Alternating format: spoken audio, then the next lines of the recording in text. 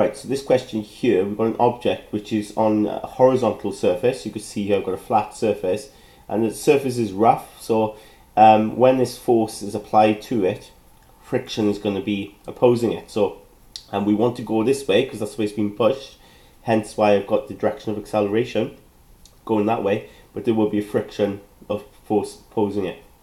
We're told that the coefficient of friction is 0.6. Okay, so then in part A it says, given that t equals 40, calculate the magnitude of the frictional force and the acceleration of the object. So looking at A there, when t is 40, it looks as though this thing is going to be moving because they want us to determine the acceleration. Okay, so it looks like it's going to be accelerating, but you know, if that's the case, it's going to be moving. Then of course the friction will be at its max. Okay, so if object is moving,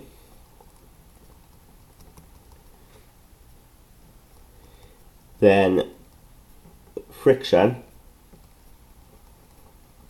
will be at its maximum capacity. In other words, friction will actually equal mu r. That's the formula for friction, and when it's at its most, that's what it is. It's equal to mu times the reaction. Now mu we know is 0.6. The reaction, okay, is the normal reaction. And of course in this case, because there's no movement vertically, okay, it's all happening on the horizontal line here, then the upward force here will equal the downward force. So we could say, when we resolve vertically, okay, we could say that R is equal to 5G. Alright, so therefore friction will equal to mu, which is 0.6, times 5G, so times 5 is 9.8. We get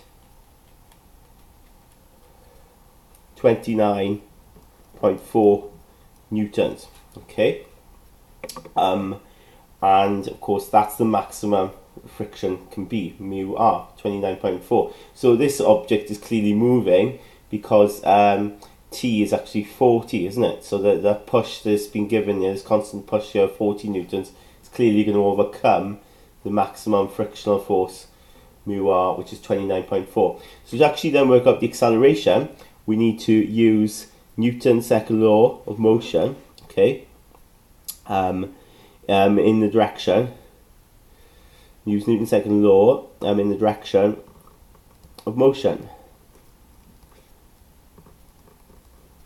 Okay, so then the law we learn there is of course F equals ma, or better still, just think of it as the resultant force, which is what it actually is, which is mass times acceleration. The resultant force will be T, that's the main force, take away then the resistance, which is the friction, equals mass times acceleration.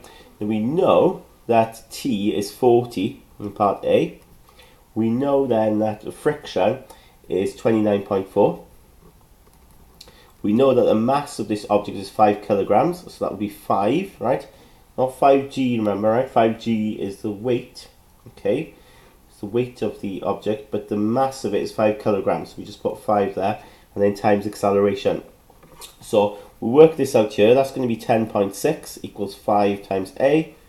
So then to get A, we simply need to do 10.6 divide by 5. So we can check that on our calculator. And we get out 2.12 meters per second squared. Okay. So that's the acceleration.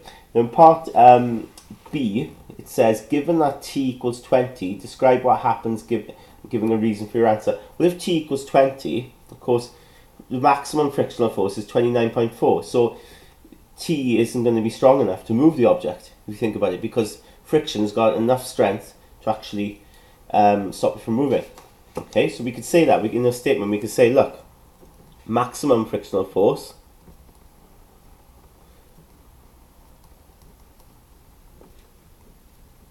is 29.4 newtons, okay, which is greater